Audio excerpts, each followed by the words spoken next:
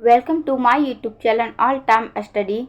UP police, Bihar police, लेखपाल, UP SSC PET, UP SI Hindi class परीक्षा में बार बार पूछे जाने वाले प्रश्न आप लोग के कहने पे हम हिंदी की क्लास लेकर आए हैं बेटा। प्रैक्टिस सेट फर्स्ट है। नागरिक प्रचारणी सभा की स्थापना की है। नागरिक प्रचारणी सभा की स्थापना की है रामचंद्र शुक्ल, श्याम सुंदर दास, बाल मुकुंद गुप्त, इनमें से कोई नहीं। जब तक बच्चा हम चारों ऑप्शन बोलते हैं आप एक ऑप्शन को चूज कर लिया कीजिए और आप खुद जज किया कीजिए कि आप कितना राइट किए हैं। हमें आप मत बताया कीजिएगा कमेंट बॉक्स में कि आप कितना किए। आप खुद देखिए कि आप कितना कर पा रहे हैं। क्या यूपी पुलिस बनने की तैयारी पूरी आपकी है या नहीं है। बिहार पुलिस, लेखपाल सब में 25 प्रश्न आनी है। लेखपाल में 20 प्रश्न हिंदी से। यूपी पुलिस में, एसआई में 40 प्रश्न। कांस्टेबल में 37 प्रश्न। बिहार पुलिस में 15 प्रश्न। पेट में 40, पेट में तो सही 60 प्रश्न। यूपी एसएससी 60 प्रश्न। यूपी पेट में 25 प्रश्न। तो बच्चा हिंदी को मामूली आप मत समझिए। ये श्याम सुंदर दास है। ऑप्शन बी आपका राइट है। नेक्स्ट, चितंबरा पर ज्ञानपीठ पुरस्कार प्राप्त हुआ है। चितंबरा पर ज्ञानपीठ पुरस्कार प्राप्त हुआ है किसको। सुमित्रानंद पंत, मैथिली शरण गुप्त, रामधारी सिंह दिनकर या महादेवी वर्मा। तो चितंबरा है किसका। मैम चितंबरा तो आप बताए हैं किसका है, पंत जी का। तो मिलेगा किसको, ज्ञानपीठ पुरस्कार पंत जी को। कब मिला था, 1968 में। ज्ञानपीठ पुरस्कार चितंबरा के लिए कब मिला था, 1968 में। इसे बच्चा याद रखिएगा या स्क्रीनशॉट आप ले लीजिए। आंसर आपका ए राइट है। नेक्स्ट, छायावाद के प्रवर्तक माने जाते हैं। छायावाद के प्रवर्तक माने जाते हैं सूर्यकांत त्रिपाठी निराला, जयशंकर प्रसाद, सुमित्रानंद पंत या महादेवी वर्मा। ये चारों छायावादी युग के हम मैसेज जा से आपको याद करवाए थे। तो कौन माने जाते हैं, माने जाते हैं जयशंकर प्रसाद। बच्चा 10 मिनट की ही क्लास रहेगी। अब क्लास से आप इधर उधर मत जाइएगा, क्लास को पूरा जरूर देखिएगा। अब पुराने बच्चे हैं तो कोई बात नहीं, नए बच्चे तो प्लीज़ बच्चा क्लास को सब्सक्राइब कर लीजिए। आपसे 3-4 ऑप्शन देके ऐसे भी पूछा जा सकता है कि छायावादी युग का कौन है। तो ये निराला भी है, प्रसाद भी है, पंत भी है, महादेवी वर्मा भी है। ये चारों छायावादी युग के हैं। तो बच्चा इसकी स्क्रीनशॉट जरूर लीजिएगा और ये आपका राइट है। पेन का कलर चेंज कर लीजिए। नेक्स्ट, संसद से सड़क तक। संसद से सड़क तक किस कवि का रचना है। बहुत अच्छा कवि और आपको हम ट्रिक से भी इसे याद करवाए हैं। संसद से सड़क तक किस कवि का रचना है। मुक्तिबोध, नागार्जुन, धूमिल, इनमें से कोई नहीं। आप जब सड़क पर निकलते हैं तो आपका पैर में क्या लग जाता है, धूल लग जाता है ना। और सोचिए संसद से सड़क तक जाइएगा, चाहे वो 1 किलोमीटर हो, 2 किलोमीटर हो, चाहे जितना हो, तो आपका पैर में धूल लगना स्वाभाविक है, चाहे आप चप्पल पहन के जा रहे हैं या नहीं जा रहे हैं। तो ये धूमिल का, ये आपका ट्रिक बच्चा, इसे आप कभी इससे आप नहीं भूलिएगा। इस ट्रिक से जब आपको ये आएगा संसद से सड़क तक, तो फिर याद आएगा कि मैम बताई थी कि अरे जब संसद से सड़क तक जाएंगे तो पैर में धूल लगेगा। तो ये धूमिल का है। ऑप्शन सी आपका राइट है। यही सब पेपर में बार बार पूछता है, चाहे वो यूपी कांस्टेबल हो, यूपी एसआई हो, चाहे वो बिहार हो, एसएससी पेट हो, लेखपाल हो, वो पूछेगा क्या। चांद का मुंह टेढ़ा, चांद का मुंह टेढ़ा है के रचनाकार है। चांद का मुंह टेढ़ा किसका है? भवानी प्रसाद मिश्र, मुक्ति बोध, केदारनाथ अग्रवाल या इनमें से कोई नहीं। चांद का मुंह टेढ़ा किसका है? ये भी हम आपको ट्रिक से बताए थे। आप यहाँ मुंह देख रहे हैं ना, मुक्ति बोध याद कर सकते हैं। ऑप्शन बी आपका राइट है। चांद का मुंह टेढ़ा है किसका है? मुक्तक बोध का है। नेक्स्ट,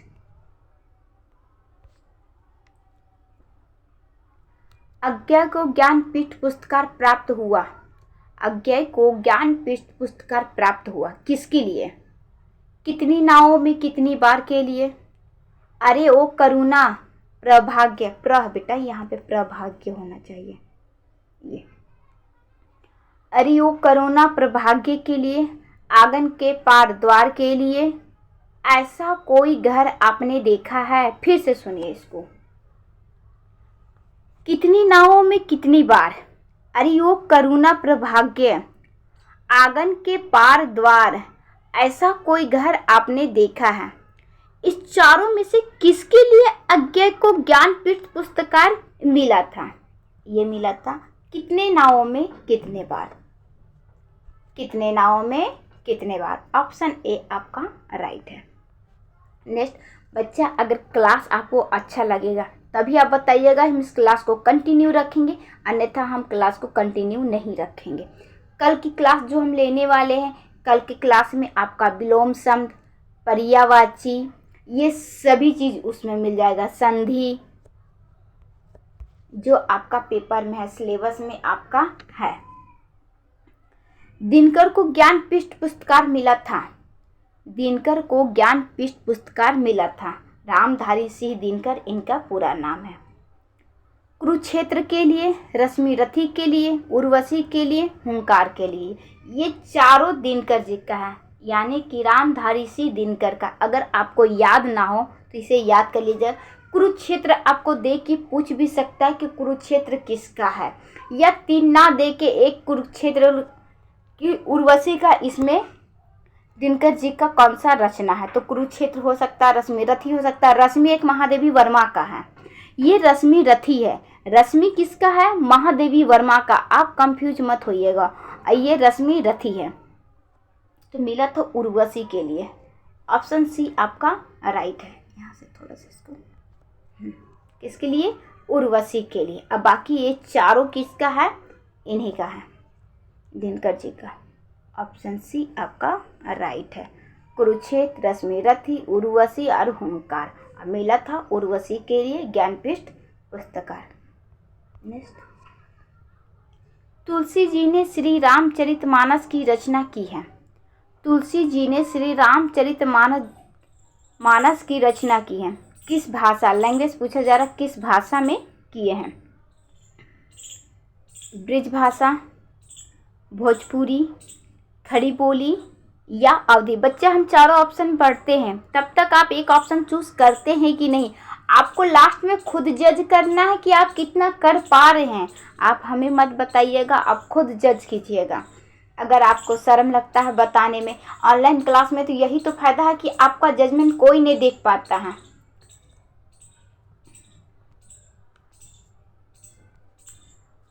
अवधी के लिए रामचरितमानस अवधी भाषा में है।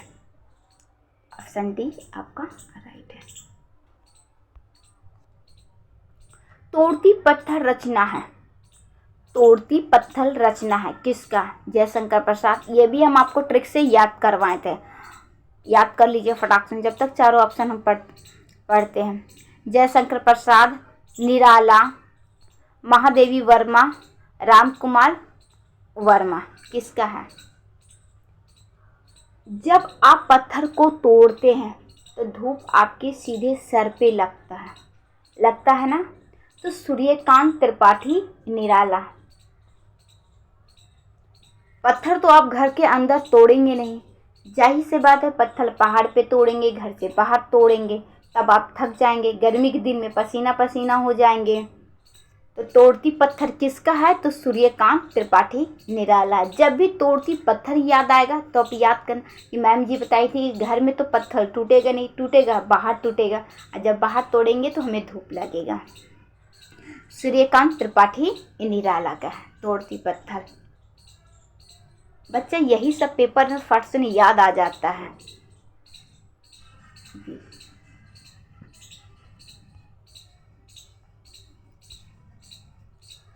सुमित्रा नंदन पंत को साहित्य अकादमी पुरस्कार मिला था। सुमित्रा नंदन पंत को साहित्य अकादमी पुरस्कार मिला था लोकायतन के लिए, चितंबरा के लिए, कला और बूढ़ा चांद के लिए या स्वर्ग किरण के लिए।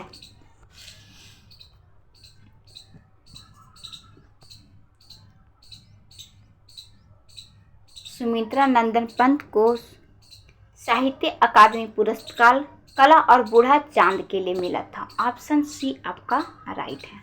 नेक्स्ट, रस्सी है या सांप? क्या है? रस्सी है या सांप अलंकार है। कौन सा अलंकार है? प्रतीप, उपमा, भ्रांतिमान या संदेह। तो रस्सी है या सांप, आपको क्या हो रहा है? संदेह हो रहा है ना कि पता नहीं क्या है, हम नहीं देखेंगे, पता नहीं, हो सकता सांप हो, रस्सी ना हो के सांप हो। आपको संदेह ही तो हो रहा है, इसमें भ्रमण थोड़ी हो रहे हैं आप, संदेह हो रहा है। तो रस्सी है कि सांप, आप छूने नहीं जा रहे हैं ये सोच के कि पता नहीं सांप निकल जाए, रस्सी नियर दिख रहा है, पता नहीं सांप हो, तो संदेह हो रहा है आपको। क्या हो रहा है? संदेह। ऑप्शन डी आपका राइट है। नेक्स्ट, बच्चा क्लास जरूर बताइएगा कि आपको कैसा लगा। लाइक सब्सक्राइब की संख्या बढ़ाइए, बहुत कम है। जहाँ समान, क्या है बेटा? समाज नहीं है, जहाँ समान न है ना, यहाँ पे आप न कर। एक सेकेंड,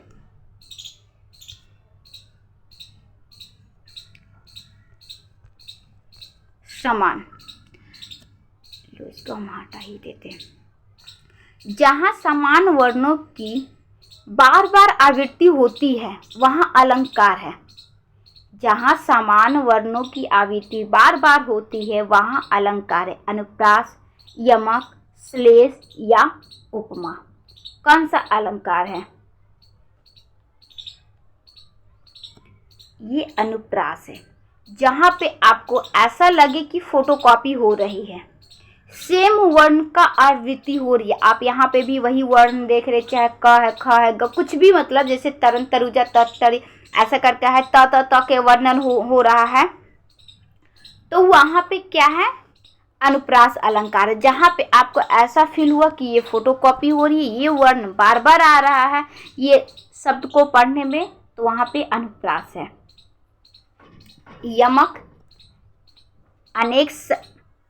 एक शब्द बार बार आए, उसका अर्थ अलग अलग निकलता हो, वहां पे यमक अलंकार।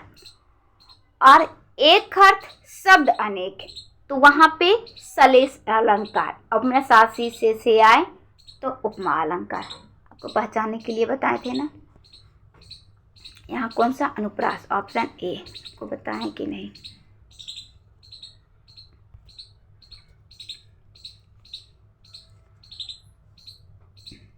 माला फेरत जुग भया, फिरा न मन का फेर, कर का मन का डारी, दे मन का फेर। दोहे में कौन सा अलंकार है?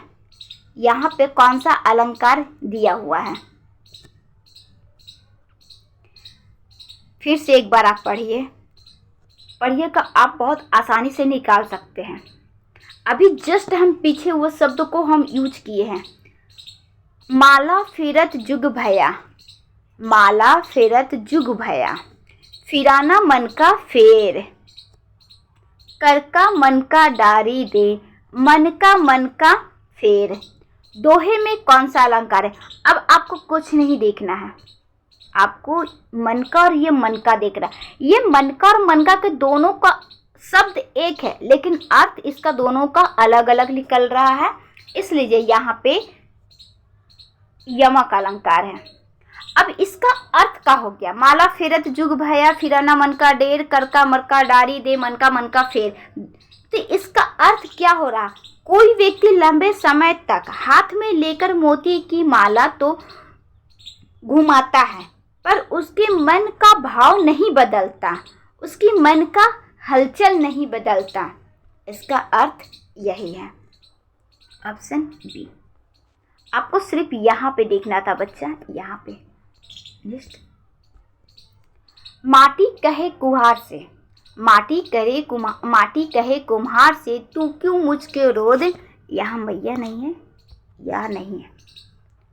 माटी कहे कुम्हार से, तू क्यों मुझको रो दे, एक दिन ऐसा आएगा मैं रो दूंगी तो। ये चौपाई है, दोहा है, रोला है या सोठा है। चौपाई में 4 चरण और 16 मात्रा, दोहा में 13 और 11 मात्रा, रोला में 24 मात्रा, असोठा दोहा का ठीक उल्टा होता है, 11 और 13। तो इसमें आप मात्रा गिन के पता कीजिए। मात्रा गिनना हम आपको बहुत अच्छे से समझाए हैं, ऐसी बात नहीं है। जैसे देखिए यहाँ पे ये क्या निकल रहा, आप पहले ही वाला गिन लीजिए, यहाँ से यहाँ तक।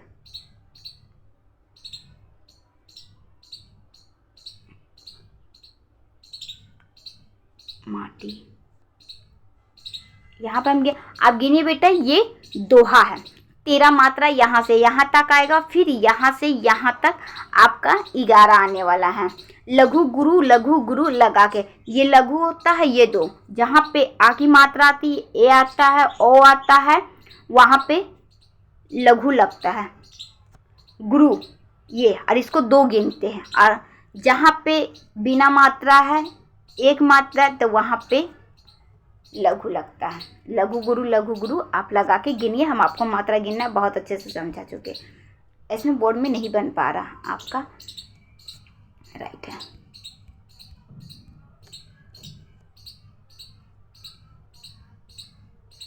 अब स्क्रीनशॉट ले लीजिए, इसमें कितना मात्राएं आते हैं, और अब मात्रा आप खुद इसमें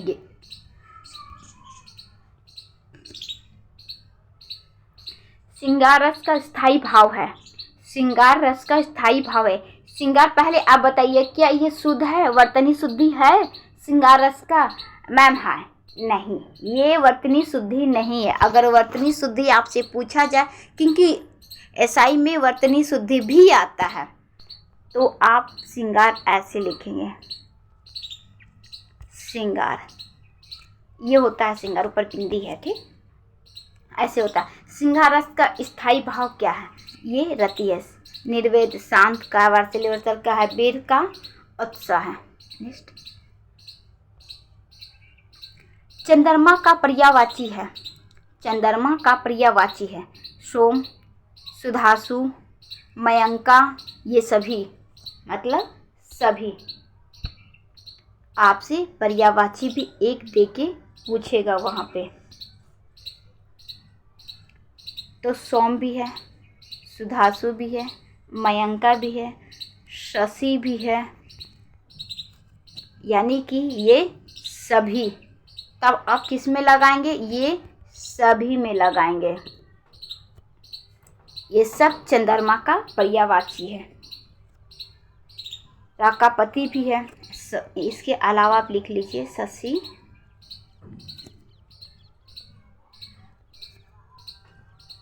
राकापति, ये पांचों, ये सब चंद्रमा का पर्यायवाची है। तो बच्चा क्लास में ज़रूर बताइए कि क्लास आपको कैसा लगा है। कल से हिंदी की क्लास रखें या ना रखें, आप कितना कर पाए हैं वो जजमेंट आप स्वयं कीजिए।